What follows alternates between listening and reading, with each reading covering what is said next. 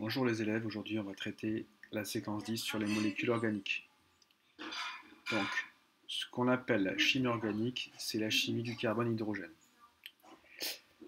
Donc, ce que vous devez savoir, c'est qu'en fonction des atomes, eh bien, on n'aura pas le même nombre de liaisons entre atomes.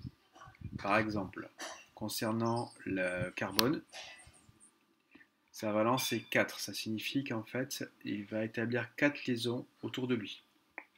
C'est ce qu'on peut voir ici, le carbone, vous voyez, il y a 4 liaisons autour de lui. Donc on dit que le carbone est tétravalent. Alors ça peut être des liaisons simples ou des liaisons doubles. Donc là, si je prends ce carbone, vous constatez, il y a 4 liaisons autour de lui, une liaison double et deux liaisons simples. Si je prends le cas de l'hydrogène, sa valence est égale à 1. Ça veut dire que l'hydrogène établira forcément une liaison avec un autre atome. Donc c'est le cas de tous les hydrogènes ici, il y a une seule liaison. Si je prends le cas de l'oxygène, il y aura deux liaisons établies avec d'autres atomes. Donc là, regardez cet oxygène, il a une liaison avec l'hydrogène et une liaison avec le carbone. Celui-ci, il a deux liaisons, mais c'est ce qu'on appelle une liaison double avec le carbone, et ainsi de suite.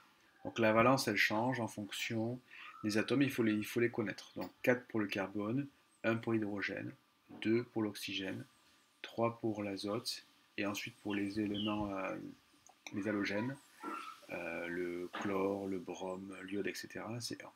Voilà. Alors, les formules des molécules. Alors, vous connaissez déjà la formule brute d'une molécule, où on indique uniquement le nombre et la nature des atomes. Alors là, celui-ci, on pourrait l'écrire comme ceci. C2, H, H4 et O2. Voilà, donc c'est la formule brute. On a aussi ce qu'on appelle les formules développées, où on va indiquer tout simplement, on va mettre les liaisons établies entre atomes. Donc c'est ce qu'on appelle la formule développée. Vous remarquez que dans la chimie organique, on a beaucoup d'hydrogène. Donc pour simplifier, on va passer ce qu'on appelle la formule semi-développée, où en fait, on va supprimer toutes les liaisons hydrogènes. Donc là, vous voyez cette liaison-là, je la supprime, celle-là aussi, celle-là aussi, celle-là aussi, ainsi que celle-ci. Donc là, on simplifie et les liaisons hydrogènes, eh bien, on les indique plus. Vous avez une autre formule qui s'appelle la formule topologique. Donc, comme dans la chimie organique, c'est la chimie du carbone-hydrogène, il y a beaucoup de carbone. Donc, en fait, dans ce cas de figure, eh bien, on va tout simplement supprimer tout ce qui est carbone et hydrogène. Donc là, par exemple, ici, le segment représente en fait une liaison carbone-carbone. Donc là, j'ai un carbone avec 4 liaisons. Ici, j'ai également un carbone. Et comme on supprime tout ce qui est hydrogène, en fait, et que le carbone il est tétravalent, ça veut dire qu'il a une liaison ici avec le carbone, et les 3 autres ici, c'est avec l'hydrogène. Donc c'est la formule topologique. Voilà. Donc formule développée, semi-développée, topologique. Et la formule brute. Alors, maintenant, excusez-moi.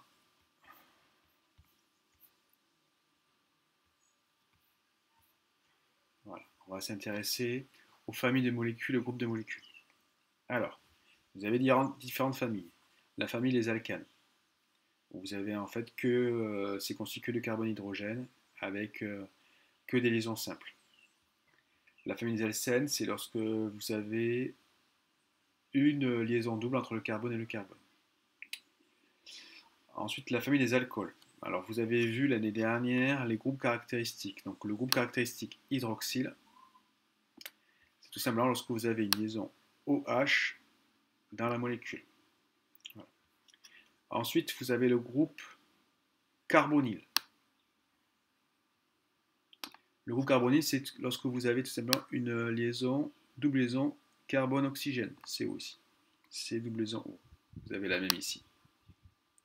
Alors la petite différence, c'est que lorsque la double liaison CO est en fin de chaîne carbonée, ici c'est un bout de chaîne, ce sera la famille des aldéhydes. Lorsque c'est en milieu de chaîne, ce sera la famille des cétones. Vous avez la famille des acides carboxyliques, d'accord. Et c'est lorsque vous avez le groupe carboxyle. Alors le groupe carboxyle, c'est ceci. C'est tout simplement un carbone fonctionnel avec une double liaison oxygène, et sur ce même carbone, une liaison OH. D'accord. Donc, à ne pas confondre ici, ce ne serait pas carbonyle plus hydroxyle. Lorsque vous avez sur le même carbone, eh bien, cet enchaînement de double liaison O et une simple liaison OH, c'est le groupe carboxyle. Voilà.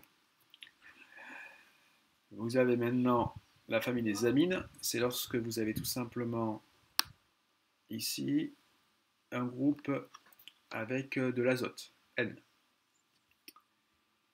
Vous avez la famille de l'ester. Alors l'ester, c'est lorsque vous avez ici, ça ressemble au carboxyle. La seule différence ici, c'est que là, vous avez, contrairement ici à l'hydrogène, vous avez ce qu'on appelle un groupe alkyle, une chaîne carbonée. Voilà. Donc, à ne pas confondre acide carboxylique et ester. Et la famille des amides, c'est lorsque vous avez sur un carbone à la fois une double liaison avec l'oxygène et ensuite une liaison avec l'azote. Donc pareil, l'amide, si vous voulez, ça serait une association à la fois de carbonyle, CO, et d'amide. D'accord, sur le même carbone. Alors, au niveau de la chaîne carbonée, si vous avez qu'un seul carbone, on va s'intéresser à la famille des alcanes où c'est un enchaînement carbone-hydrogène. Si vous avez un seul carbone, c'est la famille du méthane. Donc on utilisera le radical meth. D'accord. Ici c'est une ramification, on utilisera le groupement méthyle. Si vous avez deux carbones, ça sera la famille, ça sera des éthanes. Donc, et ici c'est une ramification éthyle. Donc 3 carbones propane, 4 carbones butane, comme le gaz que vous avez chez vous pour les gazinières, 5 carbones pentane, donc en mathématiques un pentagone c'est une figure géométrique de 5 côtés, donc là il y a 5 carbones, donc hexagonal 6, donc 6 carbones, heptane c'est 7, et octogone, d'accord, comme octane c'est 8. Voilà, pareil pour les ramifications. Alors, en ce qui concerne la nomenclature, alors je ne vais pas toutes les énumérer, vous regarderez après au fur et à mesure. Donc dans la famille des alcanes, on va s'intéresser d'abord à la chaîne carbonée la plus longue. Donc là, on voit qu'on a 1, 2, 3, 4, 5 carbones. Donc si on a une chaîne carbonée de 5 carbones, c'est ce qu'on a vu ici, on va utiliser le radical pent.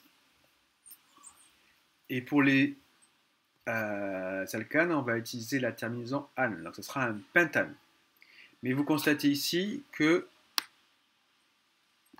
voilà, il y a une ramification. Alors ça serait sur le carbone numéro 2. Donc si on les numérote 1, 2, 3, 4, 5, le pentane, et sur le carbone numéro 2, il y a une ramification avec un carbone, donc un groupe méthyle. Donc on appellera ça le 2-méthylpentane. Voilà, si je vous fais les alcools, donc là, regardez, on a une chaîne carbonée ici avec 2 carbones, donc ça sera le radical et,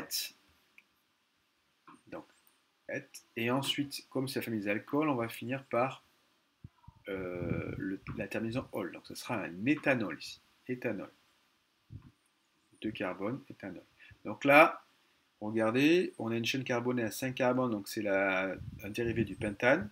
Et sur le carbone numéro 2, on a la fonction alcool, donc ça sera du pent 2-ol. Et c'est un petit peu le même principe systématiquement à chaque fois pour les autres. Si je prends par exemple les acides carboxyliques, où on a ici le groupe caractéristique carboxyle, et bien regardez, vous avez une chaîne à 3 carbones, donc ça sera du prop, et on finira par oïque pour les acides carboxyliques. Donc, ce sera propanoïque. Donc là, il n'y a pas de ramification. Donc là, prenez le temps de regarder ça et d'essayer de comprendre. Là, la page 3. Et la page 4, c'est pareil. C'est sur les autres, les amines et les amides. Donc, pour terminer, les isomères. Donc, vous avez vu un petit peu les isomères l'année dernière. Ce qu'on appelle isomère, c'est tout simplement une molécule qui a la même formule brute, mais qui a des formules développées différentes. Donc là, c'est en formule topologique. Vous voyez ici, c'est ce qu'on appelle une isomérie de chaîne. Vous avez, donc là, on peut imaginer qu'à chaque extrémité du segment, c'est les carbones. On a 1, 2, 3, 4, on a 5 carbones. Et là, il y a une ramification, donc on a 1, 2, 3, 4, 5 également. D'accord? Donc ces deux molécules ici ont la même formule brute. Donc c'est du C5H12. Mais la chaîne carbonée est différente. On a la même chose ici pour les isomères de fonction. C'est lorsque là, par exemple, vous voyez, là c'est la fonction carboxyle, et là c'est la fonction ester. Donc on ne va pas avoir la même molécule, on va avoir la même formule brute, pardon, mais ça sera des fonctions différentes. Et on peut avoir aussi l'isomérie de position, donc là on a la famille des alcools. Donc là on a le groupe hydroxyle qui est en fin de chaîne, donc ça serait à 1, 2, 3, il y a 3 carbones, donc 3 on a dit que c'est propre, donc ça serait du propanol. Donc les 2, 1, 2, 3 sont des propanol, à part que celui-ci c'est du propane 1-ol sur le premier carbone, alors que celui-ci c'est du propane 2-ol sur le carbone numéro 2. Voilà. Alors, pour terminer, je vais revenir ici, faire quelques-uns, voilà, de nomenclature. Donc là, regardez, vous avez une chaîne carbonée à 1, 2, 3, vous avez 4 carbones, la chaîne la plus longue. Donc on va voir qu'il y a une ramification sur ce carbone, donc on va dire que le carbone 1 c'est celui-ci, le carbone 2 c'est celui-là, donc là on a un groupement méthyle, ça serait du 2-méthyle, et là une chaîne à 4 carbones, 2-méthylbutane. Si je prends par exemple pour les acides carboxyliques, ici on a dit que ça finissait en oïque, on a une chaîne carbonée à 2 carbones, donc 2 c'est éthane, donc c'est l'acide éthanoïque. Pour les esters, alors la terminaison c'est OAT, donc là on a 3 carbones, donc ça sera du propanoate, et ici on a une ramification avec 2 carbones, donc ça sera du propanoate d'éthyle. Voilà, donc je vous laisse un petit peu lire en détail le cours et essayer de comprendre, je vous donnerai des exercices plus tard. Allez, bon courage.